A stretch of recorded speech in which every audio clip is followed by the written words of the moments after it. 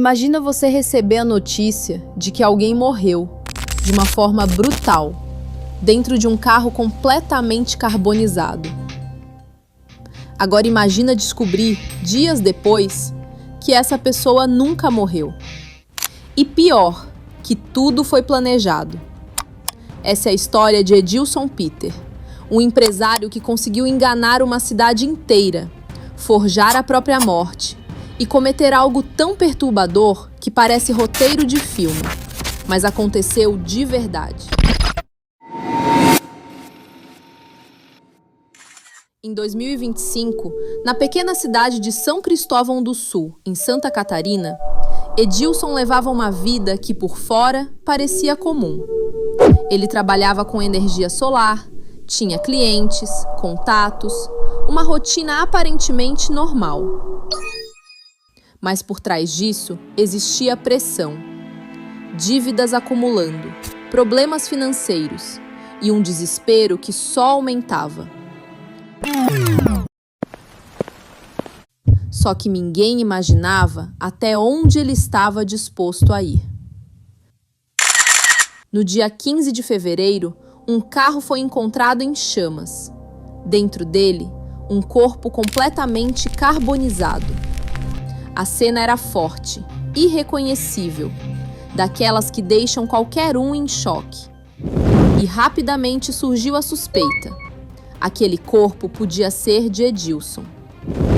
A notícia se espalhou rápido. A cidade inteira começou a comentar. Tudo indicava um crime violento, um possível assassinato. A polícia entrou no caso.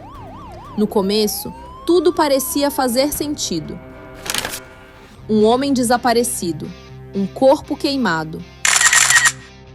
Um cenário típico de crime. Mas aí começaram a surgir detalhes estranhos, pequenos, quase imperceptíveis, mas que não encaixavam. E quanto mais os investigadores olhavam, menos sentido fazia. Até que veio o primeiro sinal de que tinha algo muito errado.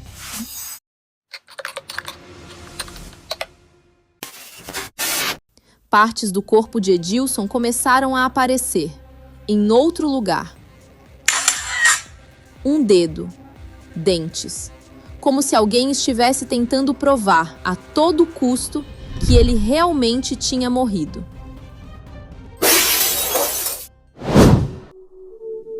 Mas isso não ajudou. Na verdade, isso levantou ainda mais suspeitas. Porque aquilo não era normal.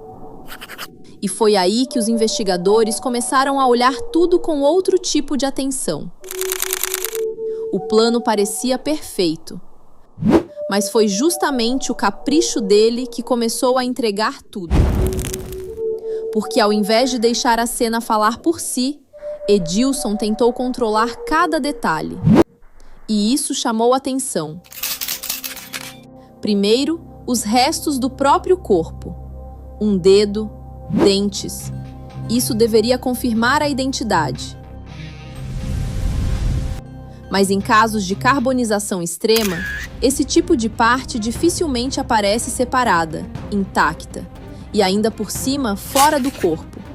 Parecia algo colocado ali, como se alguém tivesse espalhado provas, de forma artificial. Depois, veio o estado do corpo. Ele estava completamente carbonizado, a ponto de impedir qualquer reconhecimento visual. Mas, ao mesmo tempo, existiam elementos convenientemente reconhecíveis.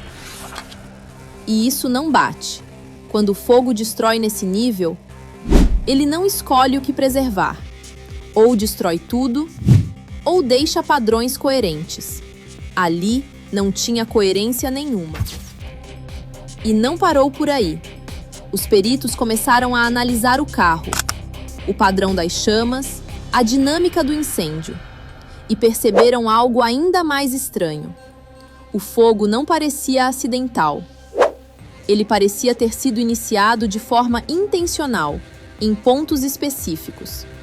Além disso, não havia sinais claros de luta dentro do veículo. Nenhuma evidência de que a vítima estivesse viva no momento do incêndio. Era como se o corpo já estivesse ali, depois de tudo. Mas o que realmente virou a chave na investigação foi um detalhe quase psicológico. Tinha prova demais. Tudo apontava para Edilson. Tudo confirmava que era ele. Perfeitamente demais. E em investigação, isso é um problema. Porque crimes reais deixam dúvidas, imperfeições. Aqui, parecia tudo montado para convencer. E quando a cena parece montada, é porque provavelmente foi.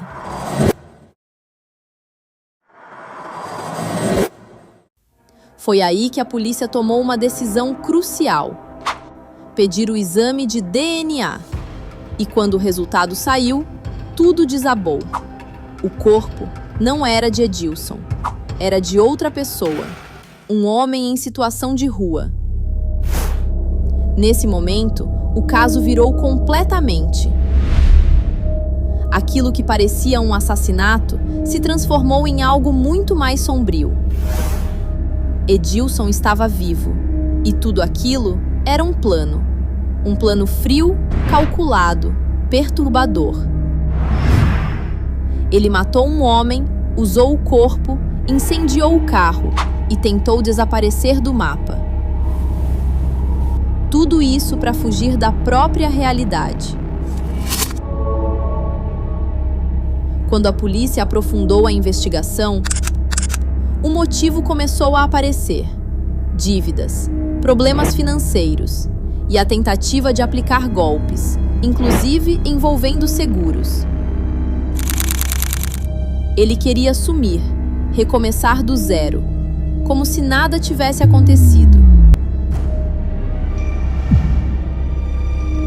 Mas ele subestimou uma coisa: a investigação, os detalhes, as inconsistências e, principalmente, o próprio excesso de controle. Porque foi justamente isso que entregou tudo. A polícia conseguiu localizar Edilson. Ele foi preso.